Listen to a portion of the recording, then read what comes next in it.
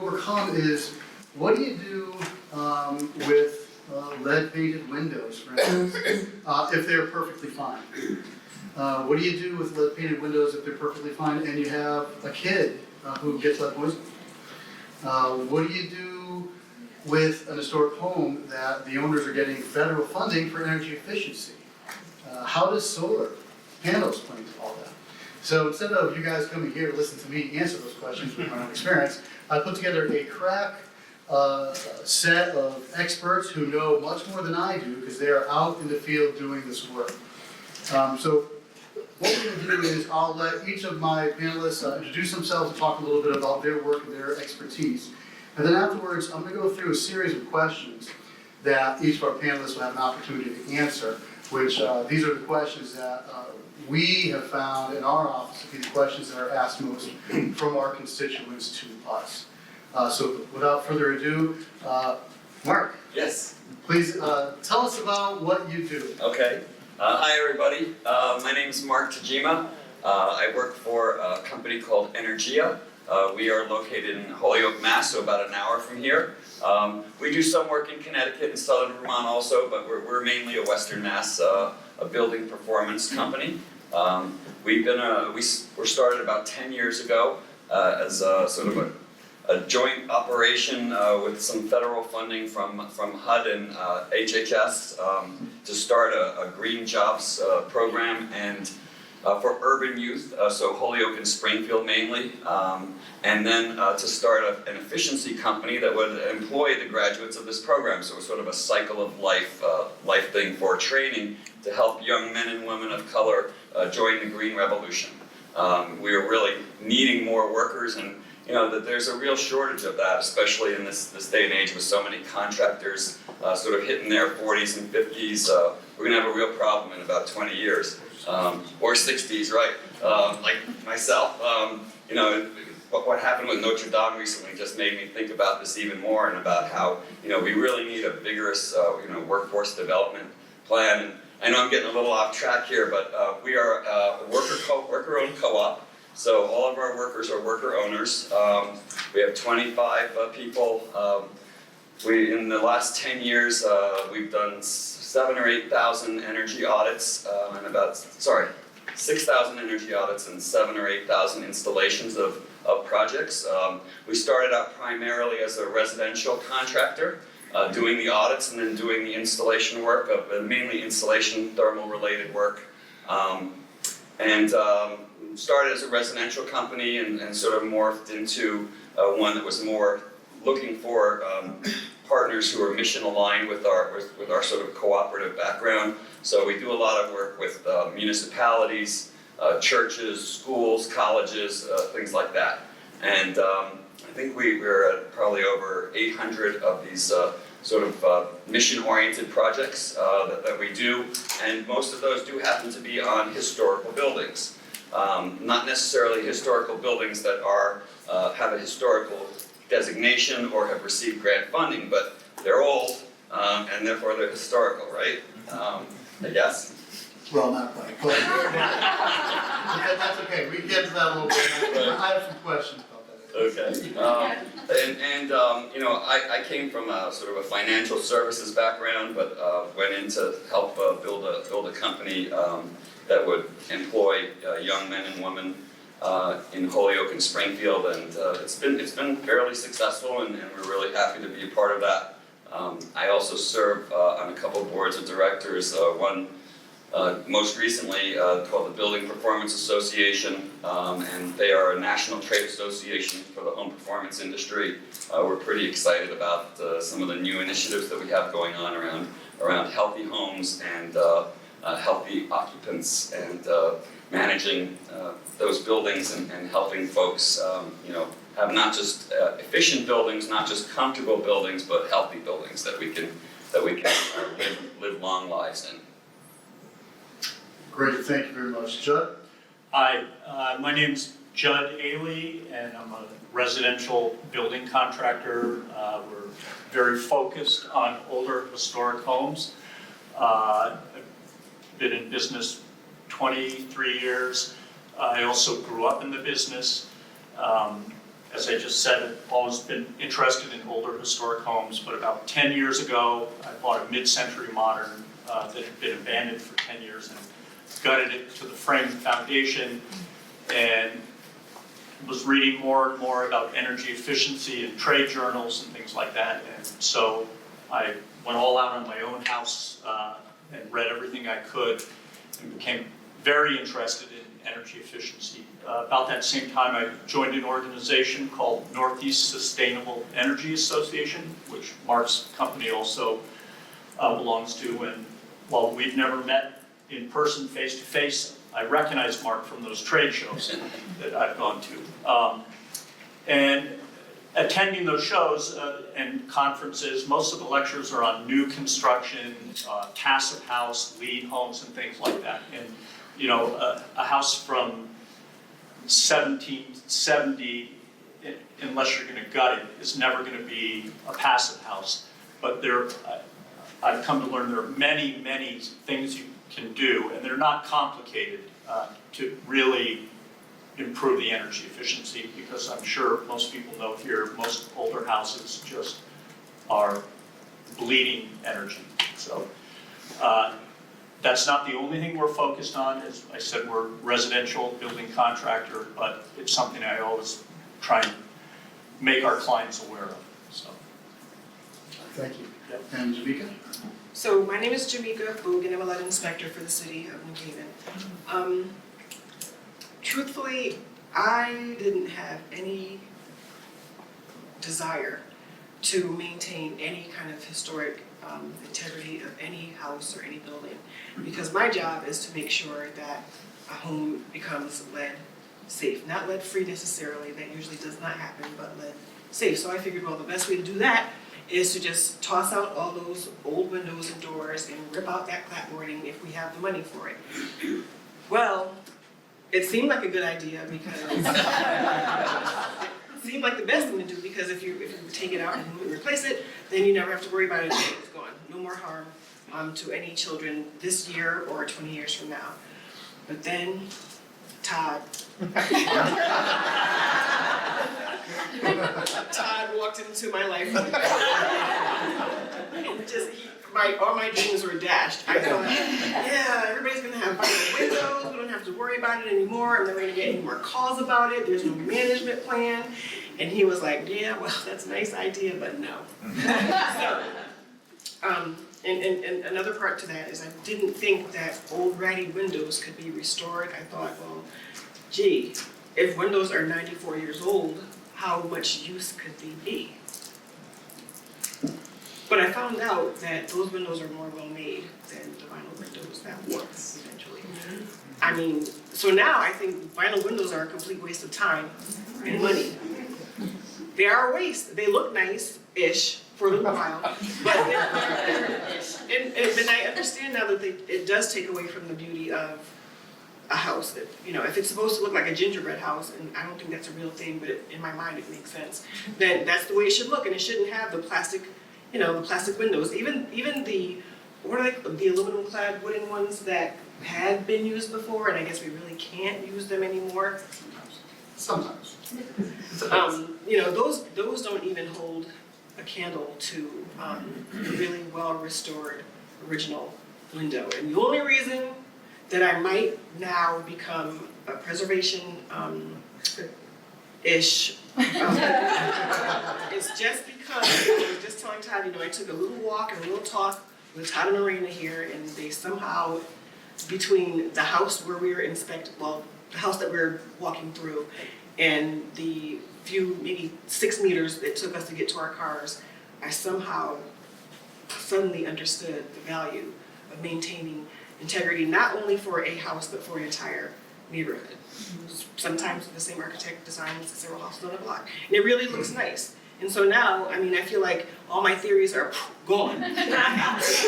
You know, borrow pages from their book, you know what I mean, whether it's popular or not. Here it's popular, but out there it's not popular. Yes. You know, HUD doesn't, I don't want to talk about HUD. I like HUD. I'm sorry. I love They give you a lot of money. They give us a lot of money. They give us a lot of money, but I mean, if it wasn't for HUD, we wouldn't be forced to maintain historic integrity. Try section Leave it. 106. Right, I mean, a homeowner, any homeowner can, if he's paying for the work himself, he can put whatever he wants, but it's nice to see preservation. And I can't even believe that I say it without any being, what do you call it when somebody, without being encouraged, yes, right, without being bullied into it. But my bottom line is, I now know that in the hands of a competent and careful contractor, lead abatement contractor, who understands the value of some good old wood, an old home can keep its windows of opportunity. See what I did? Windows of opportunity. So I if you guys have specific questions about lead poisoning, I'm sure Todd's going to hit us with some. I'll be happy to try to answer them to the best of my ability. I don't think of myself as an expert because sometimes I'm wrong. But I do have my business card, so if you guys want to text me, you can, or email me, you can. Thank you for having me. I appreciate it. Awesome, thank you. Thank you all three for being here. So I'm just gonna jump in and start with some of my questions, and you guys can answer as you see fit. And I have a lot of questions. Like, I have pages of questions, so we're not gonna run out, but I will, I think, keep some time towards the end for your questions, if I don't get through myself. So let me just begin. Window replacements are often one of the first things homeowners think of when they think of energy upgrades. How do you convey that retaining is often an environmentally friendly option? And when should replacements be considered? Well, I'm not really a window guy, but my general thinking is looking at it from an efficiency standpoint, and I know the window guys are gonna hate this, but the efficiency is not, the savings rarely comes from the window unless it's like an old single pane window with those, the old sashway pockets and stuff like that. We try to find the best bang for your buck, and above all, like doctors, do no harm, right? We don't wanna harm the building, we don't wanna harm the occupants, and those are our primary considerations. But windows, we try to avoid making changes on that, especially on older buildings. So we do use some things like storm window inserts that can be removed, and that helps us meet some of the efficiency things without having to disturb the lead and without having to do some of the other changes that might not be sort of up to preservation standards. Anyone else want to weigh in on that one? Windows are second to last thing I look at. The last thing is going to be the mechanical system of the house. Typically, the first thing I want to look at is the attic and the insulation or lack of attic there, lack of insulation in the attic. I also want to look at the basement. Many older houses have bulkhead stairs coming down with no interior door. Often it's just a wood door. Cold air is just pouring down. So we will typically, in that situation, build a 2 to 3 inch insulated door on site. It's not something we buy or order. We build it out of plywood and rigid foam. The other thing with many old houses, originally they had dirt floors, so they had crawl space vents to let the soil gas out. Now most of those houses, the floors have concrete on them, but oftentimes the crawl space vents remain, and so energy is just bleeding out of those. So in many cases we'll remove the entire vent and block up the crawl space vent. So those two things in the basement alone will stop this cycle of heat rising, or what's called the stack effect. And then if you go up to the attic, there's all kinds of different ways to insulate an attic. And Yeah. maybe we can talk about that later, but windows are, for me, second to last. Yep, me as well. Attics and basements are king. So between both you, Mark and Judd, can you tell the audience what exactly an energy audit is? Sure. So for on a residential building, let's say for us, an energy audit entails understanding a little bit about the building, but then doing some diagnostic testing, meeting with the homeowners. So an audit might look like this. We schedule an appointment. We pull the assessor's database card on the building. We get at some of the information about the building when it was built, some of the information that's available. It's not always readily available. And then we'll go out and do a site visit. Usually it's 2 to 4 hours for a 1 to 2 family house. During that time, we're going to perform some diagnostic testing. We're going to do blower door testing, which is a whole house air leakage test. If we can, again, depends if there's any hazardous materials, moisture, mold, mildew, anything like that. We don't do a blower door test. But that's a really great test because it tells us how tight the building is, and it gives us an indication around, all sorts of things that can be problematic and all sorts of things that will help improve, that we can recommend that will help improve the efficiency of the building. We'll also perform a combustion safety test on all combustion appliances. This is just to make sure, we're not combustion technicians, but we do test these systems to make sure that they're operating within normal parameters and that there's no health and safety issues. We do look for health and safety issues basically everywhere we go, regardless of whether it's in the basement, attics, knee walls, or wherever. We want to look at what existing insulation is already in place. If it's in the winter months, early spring, late fall, we'll have an infrared camera with us so that we can get a sense of what's in the walls without having to open them up. But in summertime, I just did one yesterday where we took about 8 outlet covers off of exterior walls and sort of probed around the outlet box, drilled a couple pinky-sized holes in closets just to get a sense of what the materials are inside the walls, how much insulation is there, how much room is there, are there any moisture issues, what's the condition of the wall sheathing materials, and then we'll make a series of recommendations after having a conversation with the homeowners. In Massachusetts, we have a program called Mass Save, and it's a pretty decent program. They pay about 75% of all efficiency upgrades and 100% of air sealing and ventilation stuff.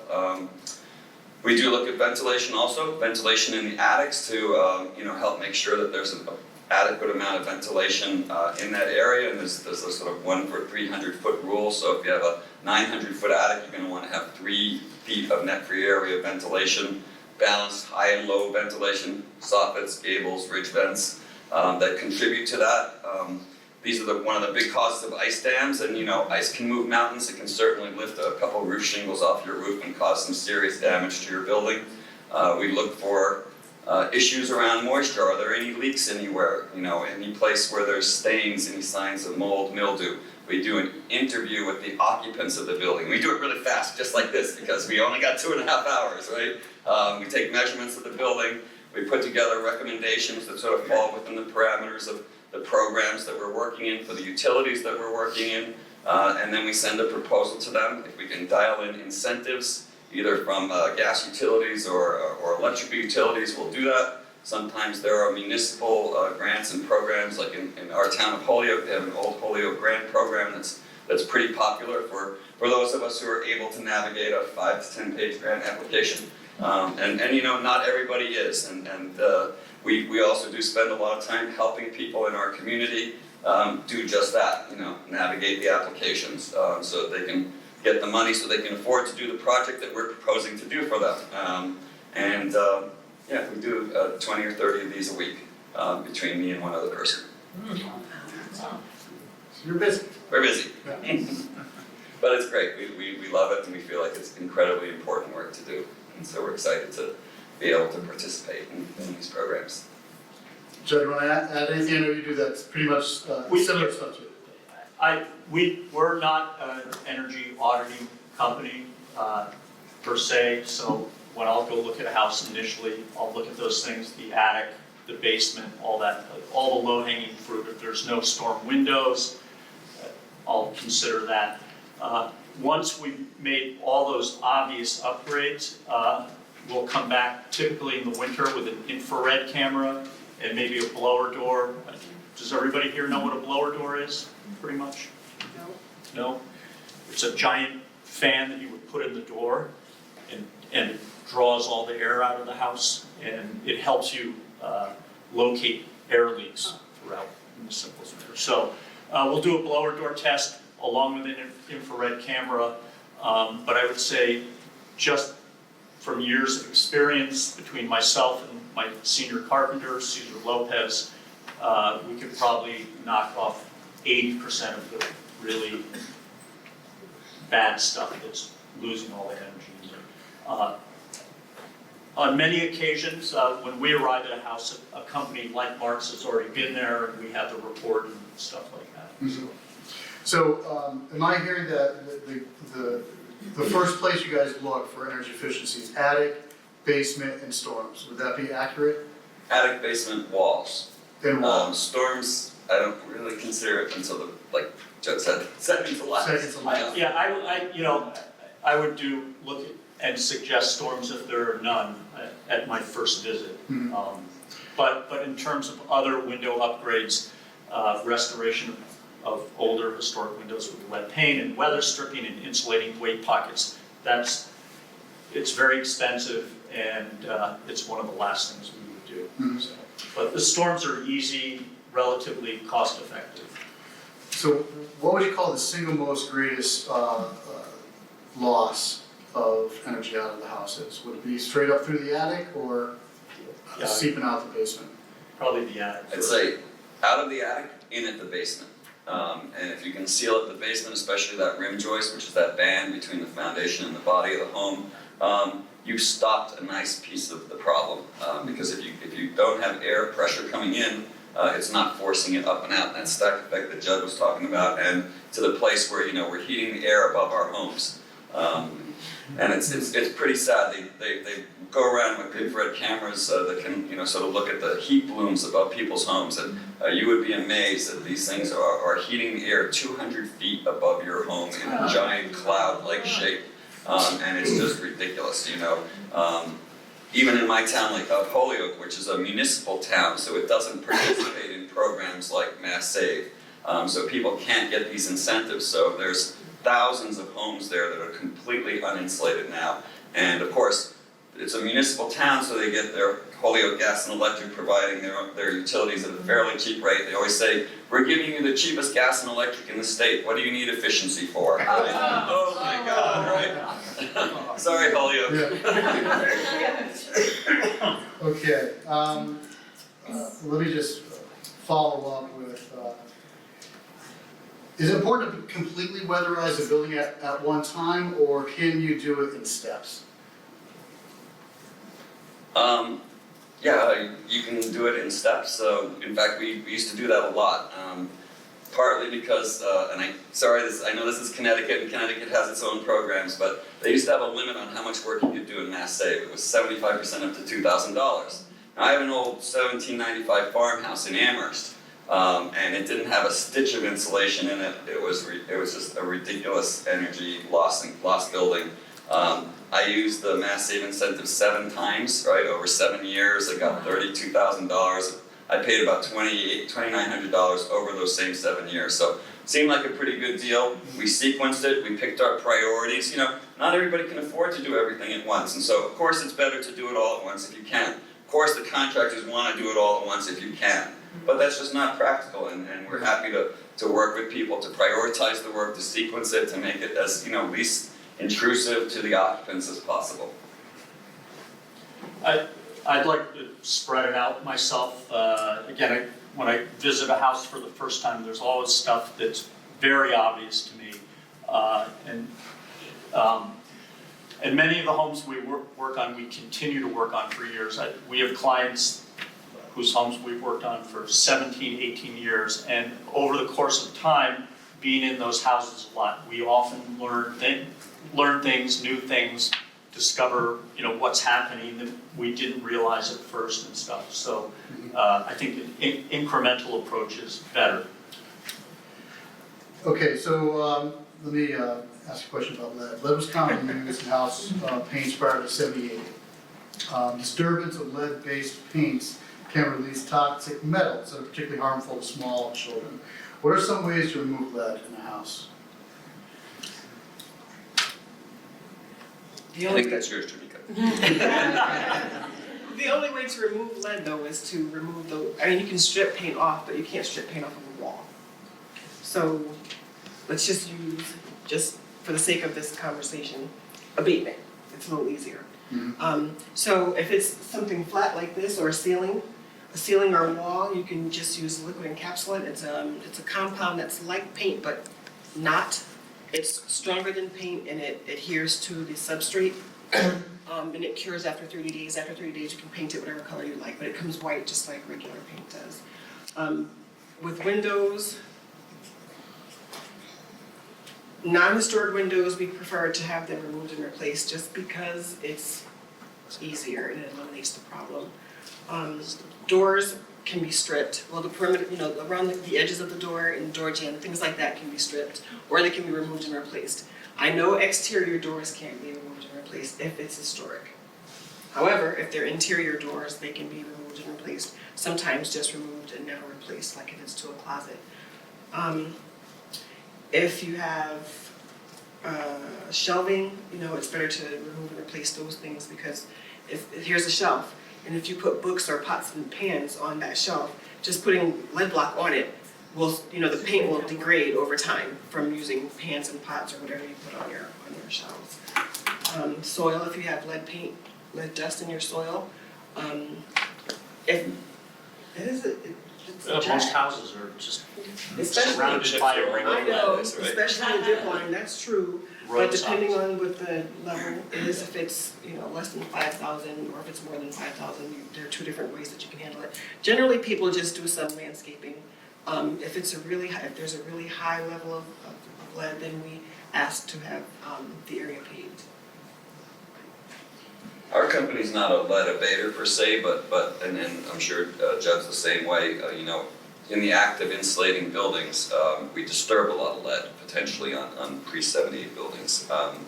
When we're doing exterior work and we're taking off clapboards, even though we just cut them and put a 1/24 of an inch incision across the top of the clapboard, at all counts, we're disturbing paint, we're causing chips to fall, right? And that's how they get all over the outside of people's buildings within 10 or 20 feet of the homes.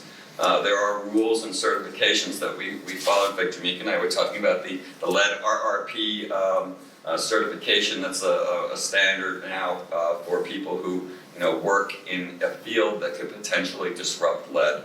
And so that's insulators, that's carpenters, painters, and certainly anybody working in historic preservation. Yeah, roofers, almost anybody. In Westchester County, plumbers, electricians, I believe, have to have their lead certification to renew their license. Oh, that's good. Yep. I mean, an RRP certified person can do, I don't wanna say lead abatement, not lead abatement, but work on a house, as long as there's no order against that property. If there's an order, then you have to hire a licensed lead abatement contractor to do the work. Otherwise, you can just assume if your house is built before 78 that there's lead and just take precautions.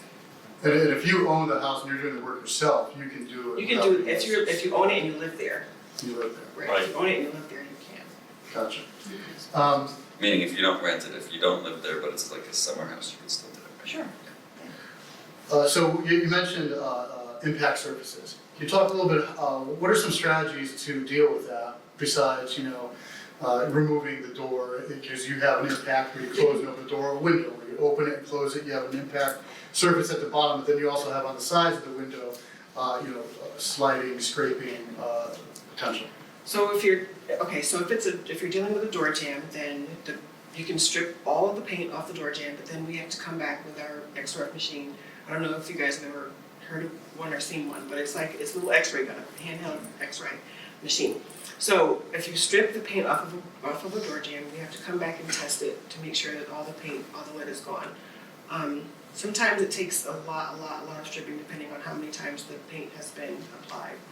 Also, if you're dealing with, for instance, stairs are always a problem, especially back stairs and front stairs, but in terms of like a common hallway. You don't want to strip stairs usually because over time the paint has been ground in for years and years and years, and it takes forever to get all that paint out. So people generally just get some Luan. I don't know if that's a real thing or a trade name. Yep, it's a type of plywood. Oh, right, so they get the Luan and they go edge to edge, nail it down, caulk it, and then do that for the treads and also the risers. The window comes out, it gets dipped off-site. The contractor will either strip all the paint out of the window well, the inside of the window, or enclose it with wood or a metal, caulk all the edges, and he'll do the same thing for the jambs or the tracks. And I guess he adds it, I think they add in some weather stripping or something. there. It's a drag, no lie. It takes a very long time and it's very expensive, but it is worth it if you're talking about maintaining historic integrity of buildings. Okay, thank you. How do you work with a building's natural energy conserving features to maximize any changes you propose?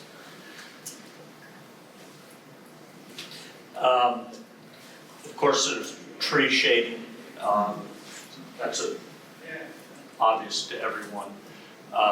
Shades, blinds make a big difference.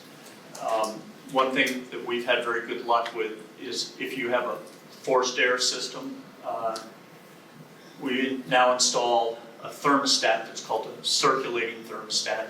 The brand that I like is Honeywell, and probably most people know your thermostat will have an on for the blower fan or auto, which auto is if the system's calling for heat or cooling, the fan will come on. But with a circulating thermostat, the blower fan will come on for roughly 20 minutes every hour and move the air around the house, whether it's calling for heat or cooling or not. And if you have a house that gets a lot of solar gain on the south side and the north is cool, it's not going to fix it 100%, but just that movement, it redistributes some of that air. And so those are some of the very simple things. Well, that's excellent. I never knew about that, so that's good. Besides physical changes, do you also recommend behavioral changes to improve energy efficiency? Yes. I mean, you can do as much efficiency work as you want, right? But if you don't change any of the behaviors, you really only address less than half of the problem. In fact, we've done, I can't tell you how many projects we've done. We go in and we retrofit a building and we really go hard on that envelope. We put in some serious R value, we tighten it up, we do some testing. We brought down the building airflow, the amount of airflow reduction that can pass through that building to a really significant level so that we're right at almost the building tightness limit. And then I drive by it, next winter and I see, what are they doing? When it's too hot, they don't turn the thermostat down, they open their windows. I mean, for Christ's sake, why do we even bother sometimes, I wonder, but it's pretty frustrating. But, so we do try to talk to people about, consumer education and, how they can use changes in their behaviors and some of the things that they do to improve their energy efficiency of their building, the comfort of their building, as well as the health outcomes for them and their family. I'd just add to that, I'm seeing more and more motion-activated lights in people's homes, in particularly bathrooms and closets.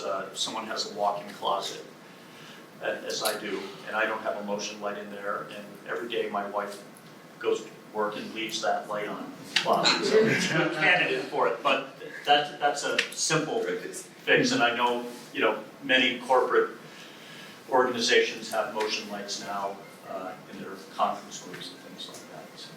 Todd, were you going to be taking questions during? Because I've seen one or two hands that have popped up. I was going to wait to the end. To the end. Yeah, but we can certainly have a I'll leave plenty of time for a robust conversation at the end. But I want to make sure I get through some of these ones. I'm sure you were going to ask anyway, but this is what it says I got to do, so this is what I'm doing.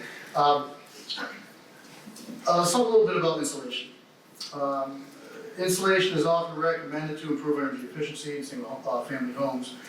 When do you recommend batt insulation versus blown-in insulation? And as you guys know, spray foam doesn't follow the standards, so we don't really talk about that unless you're in a non-historic home. So understanding that's the premise of the question. All right, beg to differ, but so correct me if I'm wrong, and please do. I'm sure you will. The golden mantra is don't put anything in that you can't take out. Right? Correct. Okay. So, and in general, when spray foam is applied, it can't be taken out, and so that's why it can't be used in historical settings, right? Well, that's one of the reasons. That's Yes. one of the reasons. Yep. There are ways to put in spray foam that you can't take it out. It's just it's more expensive. It's not as tight a seal because what you're doing is you're For example, if you're doing a wall, you're stapling a 6mm plastic in there all the way around it, around each of the stud bays, onto the floor. Now, we've done this not necessarily in buildings that have received historical grant funding, but they are historical buildings, and they did want to have that requirement that in case they ever wanted to take it out, they could do that. Exactly right, that is reversible. And so we've done this kind of project with closed cell spray foams and open cell spray foams. Before, we've also done it with rigid foam board, although I guess that's spray foam but made at a plant and shipped to your homes. So we do use it on occasion. It does add to the cost quite considerably. But you know, there's a reason why spray foam exists and why it's so popular, and it's because it has an R value that just can't be beat. You know, and so when you have space constraints or issues like that, you know, it works really well. You know, we try to be as green as we can. You asked about batt and cellulose insulation. Yes, we always prefer cellulose insulation. We refuse to do fiberglass insulation. It is just the worst insulation in the world. Granted, you can take it out anytime you want, and that's part of the problem, you know. So let me just address what you said. So we at SHPO have heard of that strategy where you kind of put film inside and then put the spray foam in there because you have a film separating the spray foam from the, you know, either the wood or the plaster or whatever it is. But we found that it's so difficult to take out, even with the film, that it's not considered reversible by our office. And then also, one of the issues besides the non-reversibility of it is moisture buildup. There's no place for that water to go except back against the historic wood or the plaster, and the next thing you know, and there hasn't been enough years worth of research to show us otherwise. What we've seen so far firsthand is that we're having a moisture buildup, it eventually rots the wood, and now you have a structural integrity issue with your house because of the insulation you put in to keep it nice and warm. So generally what we do is we recommend, you know, dense blown or loose blown cellulose, and then rigid batt that you can put in and then remove, because obviously it's rigid and just put it in. To address the moisture issue, we will staple a rigid plastic prop event and string it from, you know, one end to the other, like if you're doing it inside a knee wall slope or something. You know, open knee wall ventilation, soffit ventilation open on the bottom going up to the attic. Can string a set of prop events together, then you do the whole plastic encapsulation process. So it does address part of that ventilation concern around moisture buildup and not being able to dry itself out. But yeah, I mean, foam is not a green product. I'm not saying it is, and it's certainly one that is really challenging to do on historical preservation projects. Can you talk a little bit about what the R value is, what that means? Sure. I mean, fiberglass, they always say is about R 3 point something per inch. 5, yeah. I doubt that it ever gets more than R2 per inch. I'm sure Dow's not happy to hear that, or Corning, because it's only as good as it's installed, right? And fiberglass batting, when they come with that R value, that's installed under factory conditions by one guy who's putting one bat in. It's taking 16 hours to put that one bat in to make it just perfect so that you can hit that R value when they test it, right? Cellulose, you know, one of the blessings is that it gets into every nook and cranny, and one of its curses is that it gets into every nook and cranny, right? But it's an amazing product. Whatever the R value is exactly what they say it is. It's made, for the most part, from uncirculated newspapers that are shredded, and they have a borate fire retardant put into it, and it's just the most amazing, greenest building product on the face of the planet, in my opinion. What's the R value? And cellulose is like an R 3.6 on open and 3.4 or something, 5 for dense loose. pack? Yeah, It's the same as fiberglass. is it? I know the dense pack R value is slightly lower than the open blown R value, which is kind of odd because you're using 2.5 times the amount of material but getting a slightly lesser R value per inch. It's the resistance to heat flow through the material. So, I just want to talk about fiberglass. We try not to use it, but sometimes on a renovation project, we have a client who wants it for cost savings, and we stopped using insulation contractors to install it because the workers are typically paid by the job and they're in a hurry and they do just a horrendous job of installing it. Mark, I think, can apply. So my guys we talked about it, we've all read about it, and so we will install it. And I don't think it's a bad product for insulation when it's installed. My biggest complaint about it is it's a great mouse hotel. We often go to older homes that might have had those open vents and the foundation and the basement ceiling is insulated. So we'll close all up the vents, we'll insulate the rim joists that Mark talked about, and we'll take all that fiberglass out of the ceiling, and we're wearing Tyvek suits and Right. respirators. So, the other, and we use cellulose. We have a subcontractor we use who does what's called dense pack, which is, I don't know if everybody knows what that is. They drill a hole in the wall and they blow it in under 30 pounds. 3.2 pounds. 3.2 pounds per square inch. So it's, my own home is done that way. If it's an attic, an open attic that no one ever needs to go in again, they can just blow it in loose, 2 feet, 3 feet, great product for that, but you don't ever want to go in there again. Another insulation product that we use a lot is the trade name is Roxol, but it's a mineral wool product, and it's made from byproduct of steel production. Recently, there's been some discussion about formaldehyde off-gassing from that, but it's kind of up in the air. But we really like Roxol. It's fireproof. You can take a blowtorch to it, as you can with the cellulose, and I've done both. The downside of the cellulose is if it gets wet, it can settle, but with Roxol, the water will run right through it. So I like Roxol. We try and stay away from spray foam at all costs. That's becoming increasingly difficult if you're putting an addition on a historic home. The code requirement now is R49 in many municipalities, and about the only way you can get that in many roof structures is with closed cell foam. So I don't know what's going to happen there. So, There's a question there, but Just wondering, do you have the same concerns with foaming masonry, or like say a foundation wall, or a precast or brick wall, where it's much easier to remove foam from a masonry surface? I do personally, I like the term a vapor open wall, at least one side, meaning moisture vapor can move in and out, and if you're foaming a masonry wall is somewhat vapor open on the masonry side, but when you put a closed cell foam, you wouldn't put open cell on there. You're locking down one side, and so. Is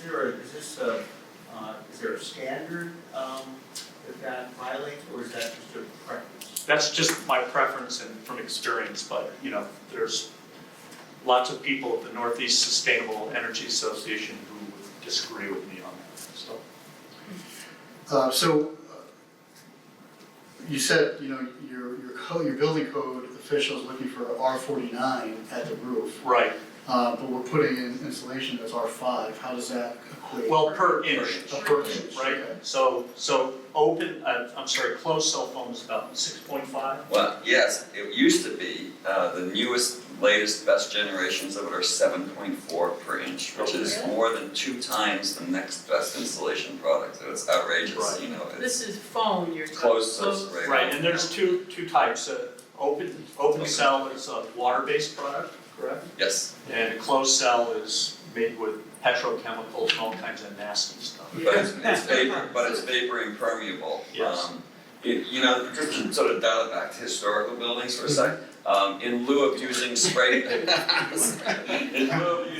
foam all the time, I know it sounds like I'm a crazy spray foam person, I'm really not. We look to finding other solutions to the problems. Making it do no harm, making it reversible as best we can. There's all sorts of really interesting tapes that exist out there now, mainly made in Europe. That we use. There's breathable membranes. There's one-way breathable membranes, and so you can use those, in your building design really effectively. And a tape you can remove, so tape meets your criteria, or because it leaves a little adhesive stain, it doesn't. Tape is fine. Tape is fine. So any kind of those tapes would work. And then we'll staple netting over stud bays and dense packed cellulose behind it, so we're not even drilling into walls and disturbing wet. That's very good, thank you. And then, boom, just, you're good to go at that point. And you know, you can get some pretty good performance. But like Jed said, when you need to get to the R value, which is the new code standard R49, right? Imagine with 3.5 per inch with cellulose, what does it take to get to an R49 on a roof structure? Anybody can do the quick Somebody math? do that math in your head or get out your phone. It's a lot. I think you need a 14-inch joint, rafter. You need more than a 2x12, okay? Yeah. And how many of us have 2x12s on our upper roof structures, right? Not many. So you can't even get there. Now, you're not required to get to the new code. This is the stretch code standard, right? You're not required to do that for historical buildings, and even for renovations of existing structures, there's some wiggle room. But But if you're putting in, we just put an addition on a house from 1753 Norwalk, and we had that issue, and the inspectors there, I talked to the building department about it, and they let us go with R38, so, which is the old code.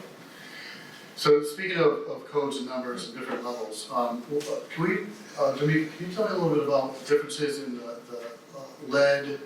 What are the thresholds for lead poisoning in a kid compared to an adult, or what do they mean? Because I know that there's a number of different thresholds through state and federal law. So according to the CDC, 5 micrograms per deciliter is an action level. Meaning, truly, I don't know what the difference is between having a 4 and having a 5, but apparently having a 4 is fine, having a 5 is suddenly an action level. So what that means is that the child is somehow being exposed to lead, and so we have to set about trying to figure out how that kid was exposed.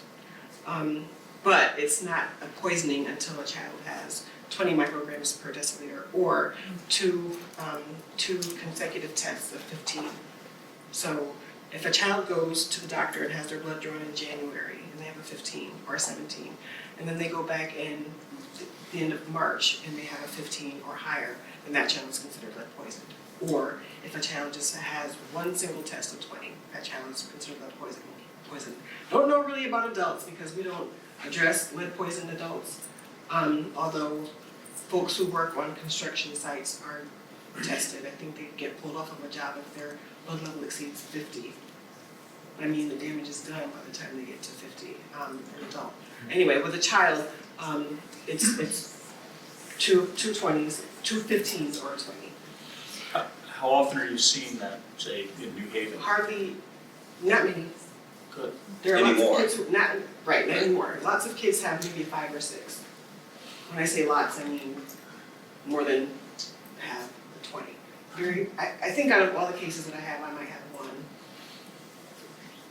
where the child was technically lead poisoned. Wow. But is it true that like 25 years ago, that number was 100 times? 25 years ago was much, much higher.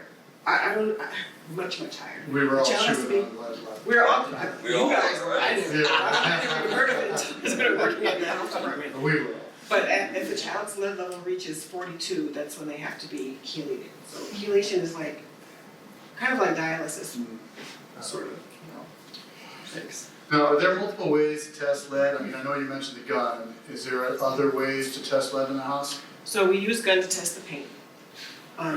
We always take water samples, but we never have lead in the water supply in Connecticut, or in New Haven at least. Maybe a private well on the outskirts of towns maybe sometimes do, but not our public water supply. We test soil. When I say we, I don't mean personally. We collect samples and send them to a lab, either the state lab or sometimes the private lab, depending on who's gonna pay for it. Tamika, what do you think of those little test kits that you can buy for $20 with a little cotton Like, swab? I know. It's only a surface Yeah. thing, right? Or you- Yeah, or you I've seen scratch them. into it, but is it good, or are they not good? Or? I mean, some people say that they're good as maybe a guide, but we can never say. You do? Yep. We do too, but I was Well, just. I mean, I guess you can, there's. Oh, I don't know how gun good is- they are, but we use Yeah, them. we Gun don't is recommend that. $10,000 or something. Yeah, so- no. Well, so what's your experience on, I mean, you guys are using them, so you're basing some decisions on those outcomes. To me, what do you know that why you guys don't use them? Obviously, you have different, you have a different system in place anyway. Right. But have you heard bad things, that they're not accurate, or false positives? False or- positives maybe, but I haven't heard it enough to buy it. Do you know what I mean? Like, I wouldn't say, yeah, go right out and buy But it. false positives are fine, right? False negatives are not. Yes. Well, that's true, but, well, sure. Yeah, Or you can just assume that if you were dealing with a house that was built before 78 has lead, but the closer to 78 a house was built, the less likely it is to have lead paint. But if it's like in the 50s or before, then it's much worse. And then there's the layers and layers and layers of paint, so you have to Layers and layers and scratch down to the original surface. Well, I don't scratch down. We scratch down Yeah, I in don't order scratch down to because I don't get want access to to that. create a defective surface if we're dealing with kids. So. Get it, So if you talk about using a liquid encapsulating paint on lead, does that work on high impact surfaces? We don't use that for height. That's a good question. But for impact surfaces, period, you would strip all the paint off, or remove and replace. And is a baseboard considered high impact? What's considered high impact? That's tricky because a baseboard, even though it is potentially a friction or an impact surface, you're allowed to just coat it with lead block. so for windows, for instance, where you have a number of impact spaces, we'll weatherize it, so you'll have, around the corners of it and at the, the bottoms of it, where it's impact, you'll have a different material. So that, either, plastic to plastic or metal to plastic, so that you have that sleeve that makes it weatherized and energy efficient.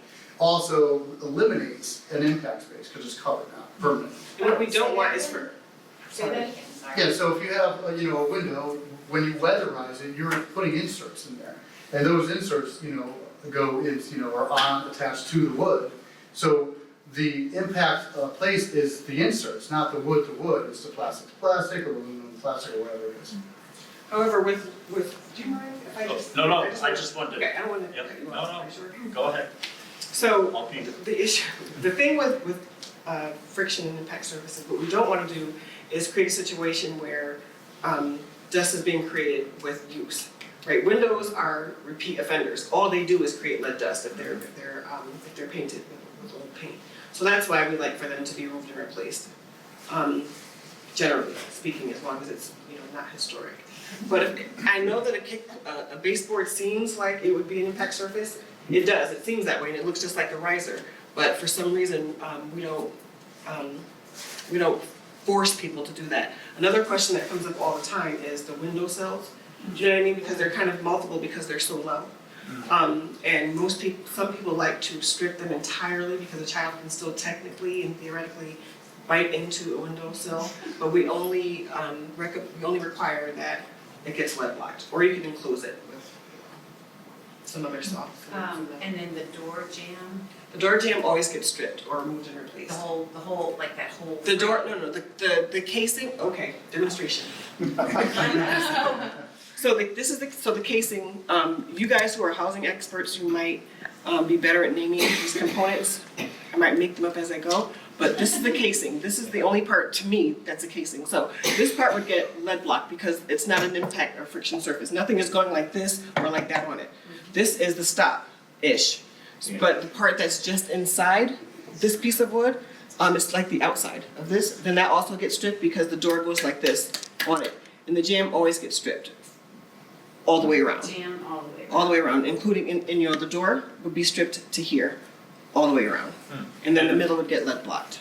Oh, okay. Will you lead block the jams too? No, you do not lead block jams, you strip paint. You strip the paint, or you can enclose it with like a thin metal if you're really good at it. Or you can just take out the whole system and replace it. Yeah. I just wanted to get to her question. Go ahead. So you asked about windows. So what Todd's talking about is if you have an older historic window, there's that channel on the sides that the window slides up and down. It's often not painted.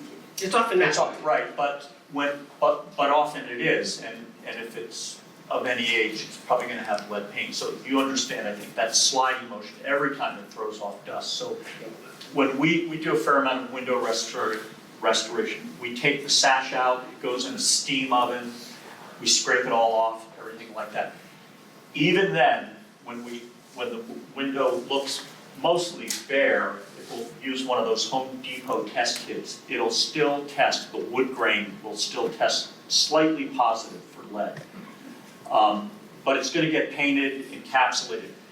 In the jamb of the window where it slides up and down, we'll put a bronze weather stripping in there. And so then the window is no longer sliding wood to wood, lead paint to lead paint, it's now sliding on that bronze. And that's what Todd is talking about, it weatherizes or weather strips the window. You would use that lead ceiling paint on the window?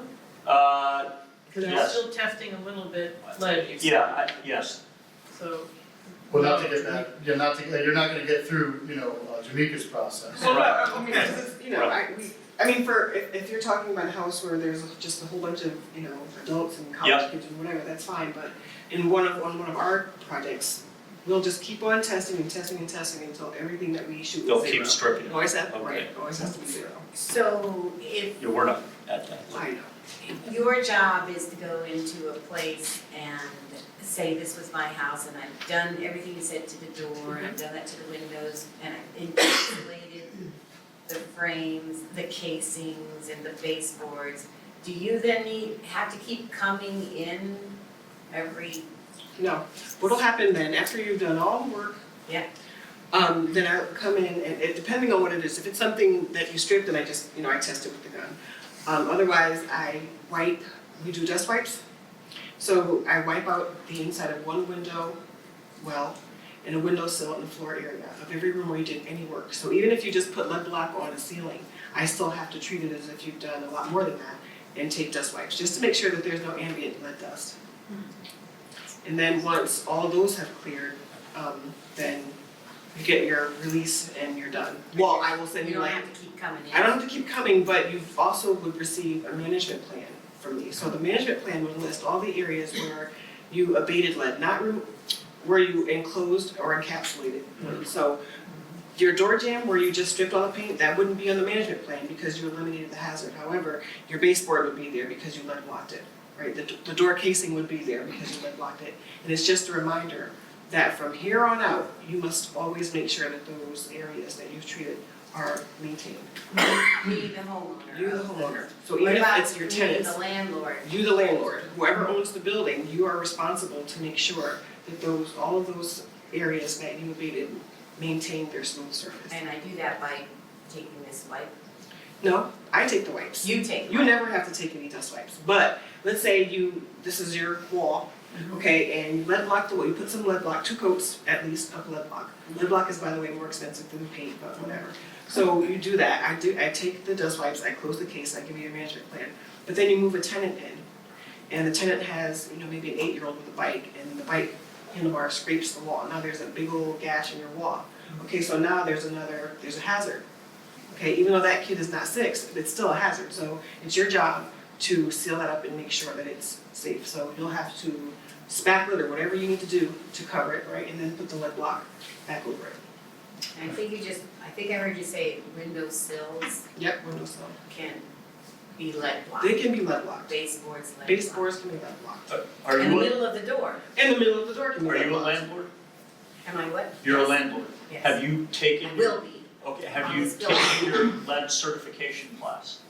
Have I? No, Yeah, my you contractor, my contractor has, that's. Yeah, but you should as a landlord so you understand it because you're at a fair amount of risk if you don't understand it. If you have older buildings, you're crazy not to take it because most contractors I know have taken it. I've taken it, it's They're good for like, 5 years. yeah, I took that class.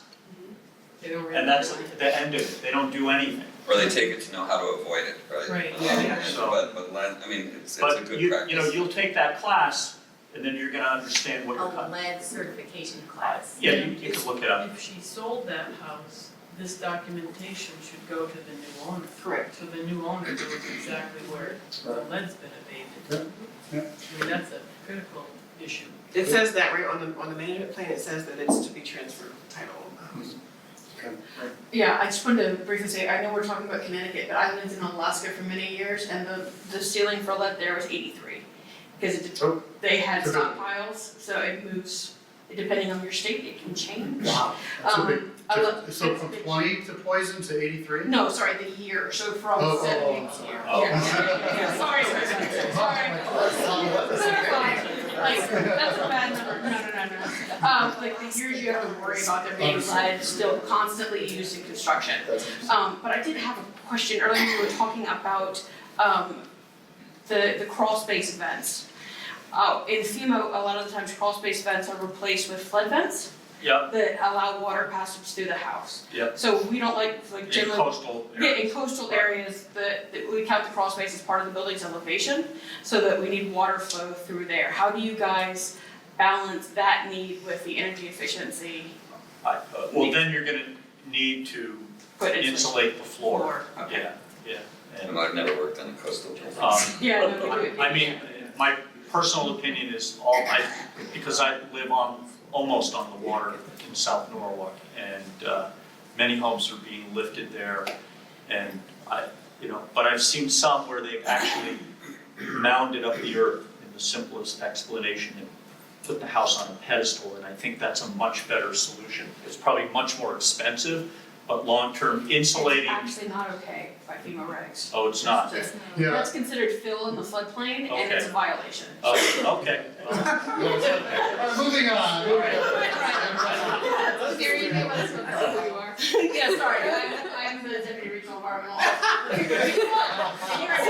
I'll take photographs and send you. So we see these all the time, but just to say, it has been something that several SHPOs have asked us if they can do the earth, like to bring in soil, raise the house up. They think it's better for the historic context of the house than elevating it. Unfortunately, you're putting fill in the floodplain, and then you have to go through a whole process that costs a minimum of $10,000 to get approval for it.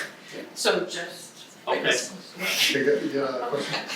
Getting back to this topic of efficiency, you guys talked a lot about meeting codes with wall insulation, ceiling insulation. How about meeting codes with window efficiency in a storage structure? Sure, so I certainly have a lot of data, but I'll let you guys answer those. If it's a pre-existing, it doesn't have to meet code. If it's a new build, then yes, you have to meet code. So, we're starting a project in Stamford soon. How the original house is 1753. You can imagine what the windows are like. We just put spring bronze weather stripping on those to try and improve them a little bit. The owner wants to keep them, they love them, it's great. But the 1,000 square feet that we're adding is all gonna be built to code, so. Some projects I'm gonna get involved with do require meeting some code, efficiency code, even though it's a historic structure, they're replacing the windows Yep, with historic windows. But So it they have to depends, meet some level of efficiency. So there's a number of intricacies through this. One is it depends on where the funding's coming from. So if you're getting state or federal funding, you gotta follow standards. Most of the time, the funding for energy efficiency is state or federal funding. So you're gonna be put in a position where you have to follow the standards. And, we here in Connecticut are pretty strict on that threshold of replacement, right? So if a window is in good condition, and it is repaired and weatherized and a storm is added, energy efficiency is going to meet the same standards as a new window. But you would require something to be done, like a storm added. A storm, yeah, you'd have to add a storm to get that energy efficiency to that point. If, adding, we would never approve a replacement window just because of energy efficiency issues. It would have to be too deteriorated to be replaced, that's our threshold. Yeah. So, When you say storm, this is not a double paned window, this is a storm window being added to the. yeah, so there's two types of storms, there's interior and exterior, right? And storm windows aren't an historic feature on a building, I mean, they're a 20th century thing. So we allow both, so that we can have that energy efficiency, so we can keep those windows. So the benefits of an exterior storm is, that's what we're most useful for one, but for two, they protect the historic window, right? Because you no longer have, it opens to the weather. On the other hand, you lose some of the issues that make historic windows so beautiful, which is mountain profiles and those issues. So you can also have an interior storm, which allows the same energy efficiency, but obviously now that window is open to the weather, which is okay, it's a window. So, yes. This is an energy efficiency topic that we haven't spoken about. It has to do with solar panels on the roof, yeah. and this is more of an advocacy issue, which is that the net metering, which means that you can sell your extra solar energy back to the grid.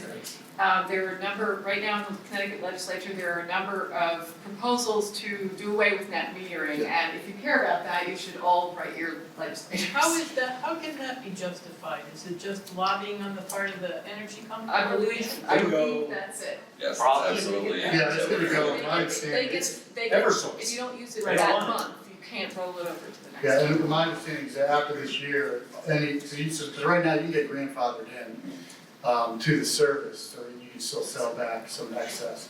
But after this session or next year, you're done, is my understanding. Because they, Well, no new will be added to it. I mean, in Mass, it's the same thing, when we hit a certain threshold of energy, of electricity created from solar, the utilities are no longer required to buy it back from you.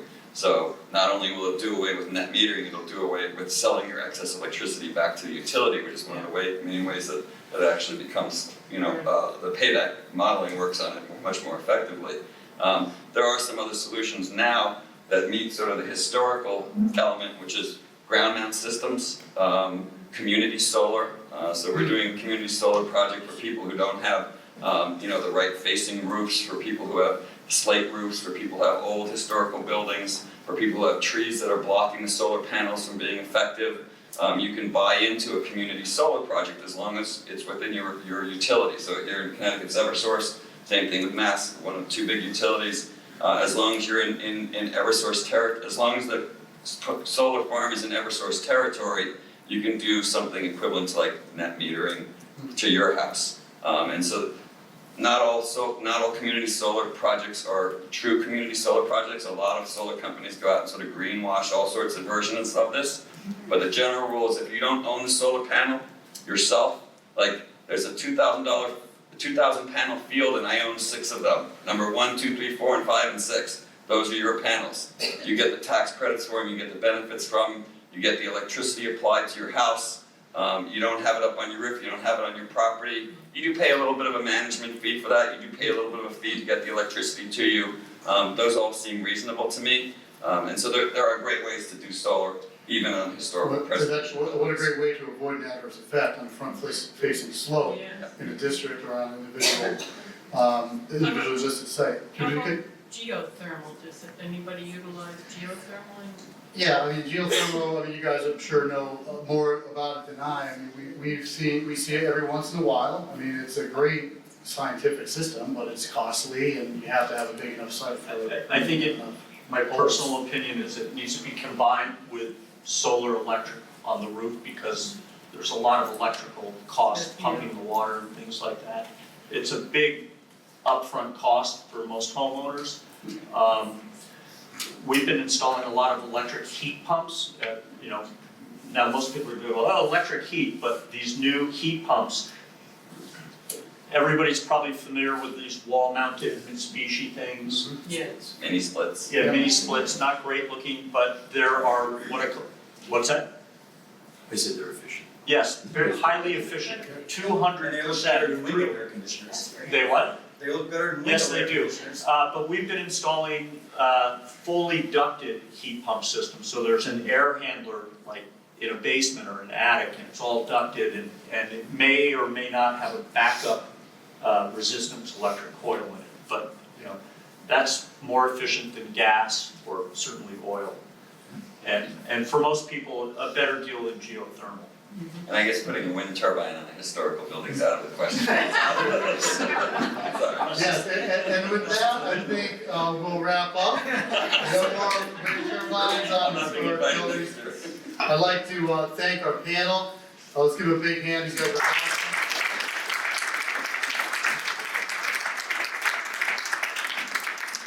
And thank you all for participating.